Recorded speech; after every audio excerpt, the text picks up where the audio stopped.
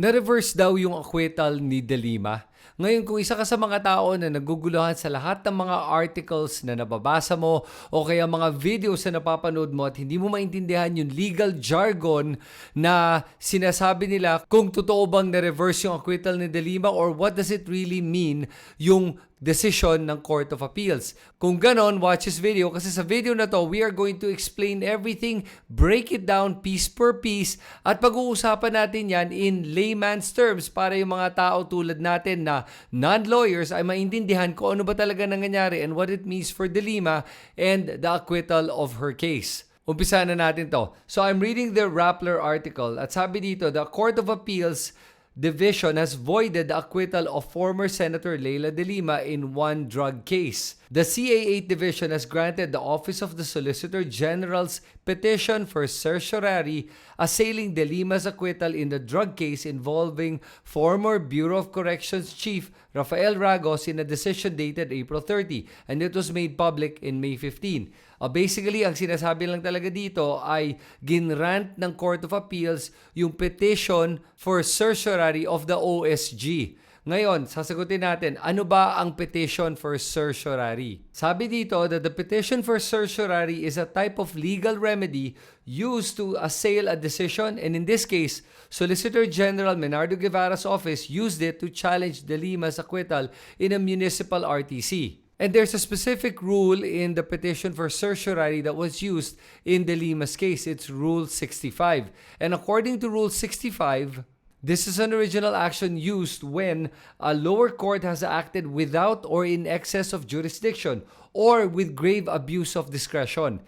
At ang sinasite ng ating Court of Appeals is the grave abuse of discretion of the RTC 204 Judge Alcantara. Ngayon mamaya at sasagutin natin yung tanong kung meron bang grave abuse of discretion yung ating judge sa kaso ni De Lima. The Appellate Court remanded the case to the Muntinlupa City Regional Trial Court RTC Branch 204 and ordered the judge to write a new decision.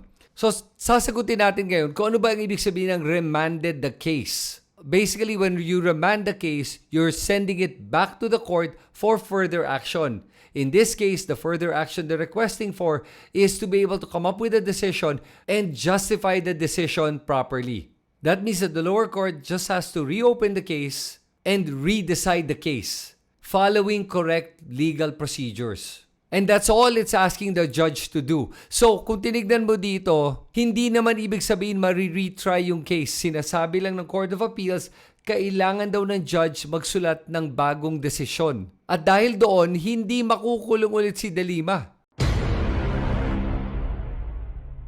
Pero tingnan muna natin ano ba yung mga rason na binigay ng Court of Appeals kung bakit nila null and void yung acquittal ni De Lima. Okay, it says here that the Court of Appeals Division said that in acquitting De Lima, Judge Abraham Joseph Alcantara relied solely on the recantation of star witness Rafael Ragos and did not expound how else the former senator was not guilty. I want you to look at that statement and note two words in particular. That they said relied solely on the recantation of star witness Rafael Ragos. Number one. Number two, sinabi na hindi daw nag-expound kung paano hindi guilty yung ating former Senator Leila De Lima. And sinabi din dito that the acquittal decision was made with neither analysis of the entire evidence on record nor reference to the legal basis for his conclusion on the supposed resulting inefficiency of the rest of the prosecution's evidence, in stark violation of the Constitution. At dahil daw dito, kaya daw yung court decision lacking in factual and legal basis is void and produces no legal effect. Ngayon titignan natin kung totoo ba na walang analysis of the entire evidence na ginawa ang ating judge na si Judge Alcantara with regards to this case or wala siyang reference to the legal basis to be able to reach his conclusions as claimed by the Court of Appeals. Kasi sinasabi lang ng Court of Appeals based on this article that the division said that Alcantara failed to identify the statements retracted by Ragos. Ngayon tignan nga natin if the judge made the decision solely on the recantation of Rafael Ragos' testimony or not. And kung kailangan ba mag-expound yung judge on De Lima not being guilty. So I had to dig up the case explainer from May 2023 with regards to this. At dito in-explain ni Judge Alcantara kung bakit niya inacquit si De Lima. In its 39-page decision, the court noted that the sole issue in the case was whether De Lima was criminally and civilly liable in the charge against her. Now, Judge Alcantara pointed out that De Lima was acquitted on grounds of reasonable doubt. By definition, proof beyond reasonable doubt is a requirement that must be met to find an accused guilty of a crime. In De Lima's case, this meant that the prosecution failed to provide evidence that will successfully pin De Lima in the drug charge. And considering the foregoing, the court finds no compelling reason to reconsider the acquittal. Here, the prosecution was fully afforded due process and given all the opportunity to present its case. However, upon appreciation of the totality of evidence presented by both parties, this court found reasonable doubt to acquit the accused. So pag tinignan mo lahat ng mga binasa ko sa inyo ngayon, nakikita mo dito, hindi lang yung recantation ni Rafael Ragos ang kinonsidered solely para lang ma-acquit si De Lima. Nakikita mo dito that they looked at the entirety of all the evidence presented by both parties, which led to reasonable doubt. That brings me to my next point. Di ba sinabi ng Court of Appeals na kailangan daw mag-expound ang korte with regards to De Lima not being guilty? Mali po yung Court of Appeals dito dahil ang isang accused ay presumed innocent until proven guilty. Hindi po trabaho ng judge para ipakita kung bakit hindi guilty ang accused. Dahil inosente nga ang accused until proven guilty. Therefore, all the judge has to see is may reasonable doubt ba sa guilt ng accused. At based on the entirety of evidence presented by the prosecution and the defense, it was clearly obvious na may reasonable doubt to the guilt of De Lima. Therefore, kailangan siyang ma-acquit. Kaya mali yung Court of Appeals for saying those two things, that it was solely based on the recantation of Rafael Ragos and that the court needed to expound on De Lima being not guilty. At ito rin na nagpapakita na mali yung sinabi ng Court of Appeals nung sinabi nila na wala daw analysis of the entire evidence. Dahil kitang-kita mo dito sa previous statement ng ating korte in 2023, binanggit nga niya that they looked at all the evidence presented by the prosecution and the defense to come up with their acquittal. Ngayon tignan nga natin kung ano ba talaga yung nangyari dito sa kasong to at may matibay ba na ebidensya yung prosecution na pinresenta laban kay De Lima tungkol sa kasong to. Ngayon in this case, chinarge si De Lima with accepting 10 million pesos in drug money according to Rafael Ragos. Now to prove this case, the prosecution presented oral evidence. In other words, testimonies. Testimonies from convicted drug inmates, the testimony of former Bucor Chief Rafael Ragos, the testimony of the bodyguard and ex-driver of De Lima, si Ronnie Dayan, and they also presented documentary evidence in the form of bank slips that were allegedly deposited to Ronnie Dayan's accounts. So let's look at all the evidence. Unang-una, yung mga oral evidence na binigay, the testimonies of the convicted drug inmates, they recanted all their statements. Sunod naman, yung testimony ng former Bucor Chief Rafael Ragos, nirecant din niya yung kanyang statement. Sinabi niya, in his sworn statement, I now hereby declare and make known to the whole world that there is no truth whatsoever to any of these affidavits or House and court testimonies or any other statement made in the media or other investigatory proceedings, including the Senate and the DOJ on the delivery of monies to Secretary De Lima or Ronnie Dayan in whatever amount. At importante itong recantation ni Rafael Ragos dahil sinabi ng Court of Appeals that Alcantara failed to identify the statements retracted by Ragos, explaining that the absence of detailed enumeration of the statements made it difficult to discern how the lower court came to its decision to acquit De Lima. Without a concrete reference to the particular portions of the testimony that were recanted, we are left to speculate as to which facts were disregarded and the extent to which such retractions influenced the outcome of the case. So nakikita mo yung binasa kong recantation ni Ragos. Lumalabas doon that it was a complete recantation of everything he said. In other words, not one particular detail was correct or even true in his original statement. Kaya there was no need to enumerate kung anong statement ba yung nire-retract ni Ragos kasi he's retracting everything. From his affidavits, in the House, in the court testimonies, and any statements he made in the media or other investigatory proceedings, including the Senate and the DOJ. Lahat. Kaya weird lang na hinihingi ng Court of Appeals yung particular recantation or portion that is being recanted. Kung sinabi na nga ni Rafael Ragos na lahat nga nire-recant niya dahil lahat yon is fabricated. At ano ba yung nire-recant niya o kiniklaim niya na false?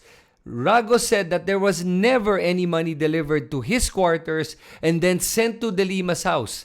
He added, even if there was any cash handed to him, he would have immediately conducted an investigation and filed a case against the responsible individuals instead of following the instructions of an unknown caller. NBP inmate handstand to deliver a package like an ordinary messenger. This is the Bucor chief. Tapos magpapautos-utos lang siya sa isang inmate?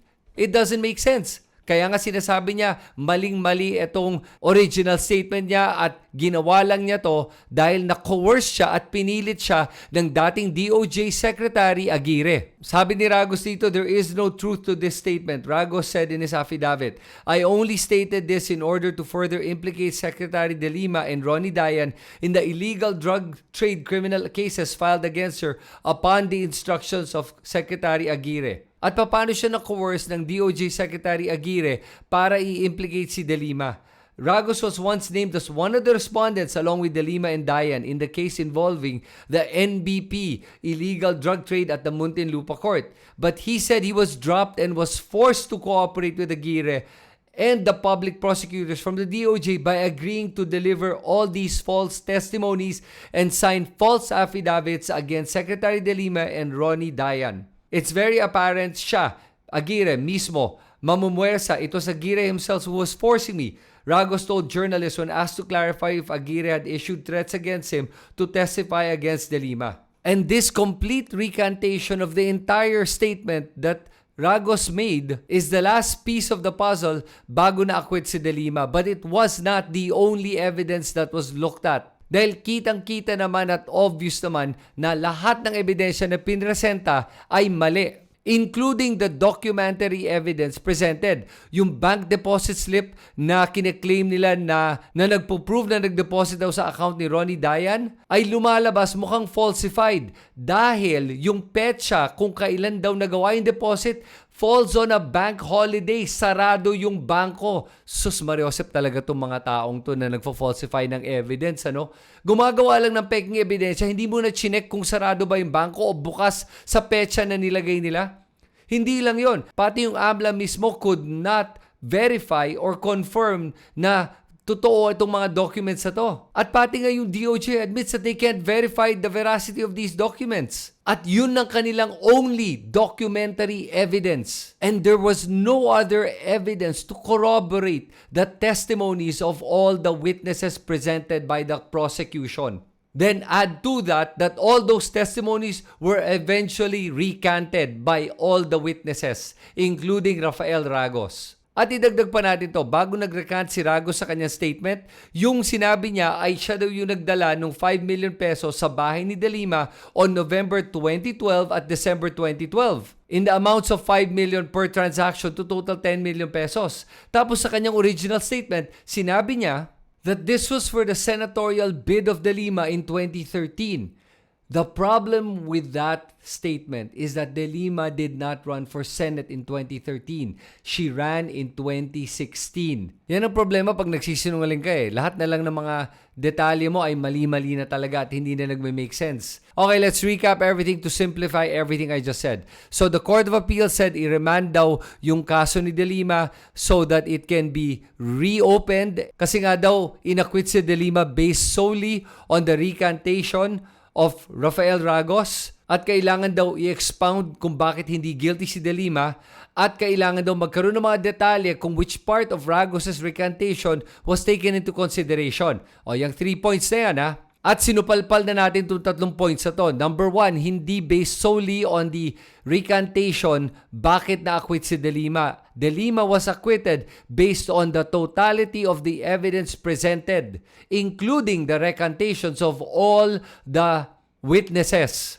Sunod naman, De Lima is presumed innocent until proven guilty, and you have to prove guilt beyond a reasonable doubt. Kaya hindi kailangan ng korte mag-expound on De Lima not being guilty. It's the job of the prosecution to prove the guilt in the first place. Did the prosecution prove beyond reasonable doubt that De Lima was guilty? It did not. According to the judge, sinabi nga niya that because of the recantations, because of the falsified documents, and no corroborating evidence, basically the entirety of the evidence presented, that's why he has to acquit De Lima because there was reasonable doubt. And last but not least, sinabi ng Court of Appeals na kailangan daw magdetalye si Judge Alcantara kung which part of the recantation was being taken into account. When in fact, the entire testimony was recanted. All parts of it. Not one part, not one portion, but everything in its totality. In every media, every court hearing, in Senate, in Congress, and everywhere else that Rafael Ragos spoke, he is recanting everything. Kaya ano tingin ko mangyayari dito sa kasong to? Ang mangyayari dito ay uulitin lang ng RTC Judge Alcantara yung kanyang desisyon at magbibigay lang siya ng mas elaborate na explanation kung bakit mali yung Court of Appeals dito at ipapakita niya na walang grave abuse of discretion on his part and that this acquittal is final and executory and cannot be appealed any longer. Kayo, ano tingin nyo? Agree ba kayo or disagree? Tingin nyo ba tama ang Court of Appeals dito o kaya ginawa lang nila to dahil napuwersa sila ng OSG natin na si Menardo Guevara that is an appointee of Duterte and they're doing this just to persecute De Lima further. Write all your comments in the comment section below whether you agree or disagree. I'm willing to listen to all opinions as long as you give me logical explanations. At pag nagugustuhan mo yung mga ganitong klaseng content, please subscribe to my YouTube channel at i-click mo na rin yung notification bell na yan para ma-notify ka sa aking mga susunod na video. Salamat sa inyo lahat. Ito si Kristan. Magkita tayo muli.